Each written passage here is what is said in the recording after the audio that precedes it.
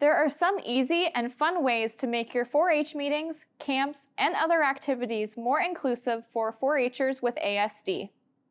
Perhaps the most difficult one on this list is getting into the mindset of person-first language. Person first puts emphasis on the person rather than the disability, and is used when talking about youth with any disability.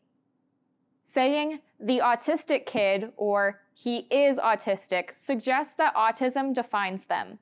Instead, the appropriate phrase is "the child with autism," or "the child has autism."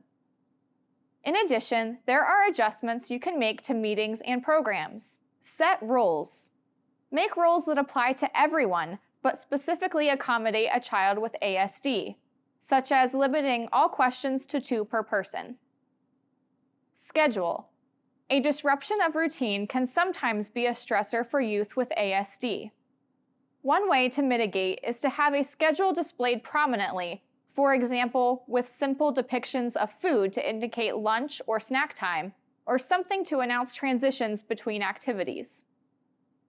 If the location is new to the child, have photos or a video showing them places they will later recognize when they visit, or set up a pre-programmed tour of the facility. Create some excitement for something that is new by doing a countdown to the event. When giving directions, a combination of verbal, written, or even picture directions can be used. Youth with ASD may process directions in different ways. Avoid using idioms like, "don't put all your eggs in one basket." Sayings like that can be taken literally and may suggest they should find a basket and some eggs. Also, avoid distracting areas. For anyone, a distracting environment can hinder learning.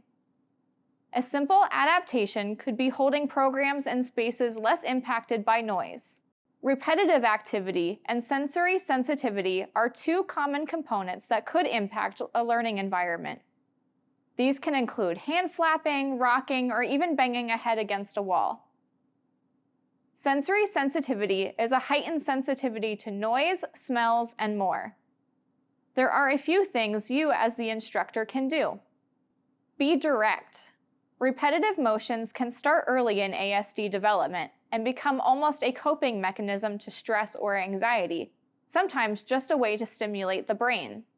Some experts suggest that breaking these habits early is helpful for later development, and that it is okay to be direct and say, "nobody else is rocking right now," and guide them to the task they should be working on.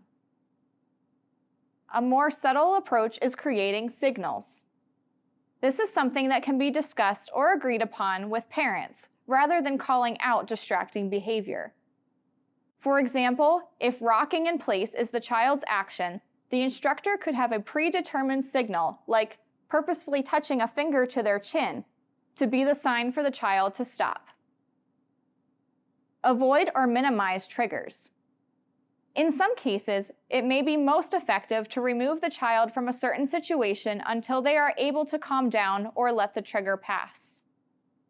You may see a child with ASD covering their ears tightly with their hands from specific noises or when they are in a crowded environment. Other triggers can be tags in clothing or certain types of fabric. Alternatives can be used instead. An important point to keep in mind is that many of these tips can benefit everyone, not just a child with ASD. I hope that you've gained some more knowledge about ASD, some tips you can apply to your 4-H programs, and further understanding of 4-H's mission to be inclusive to all youth.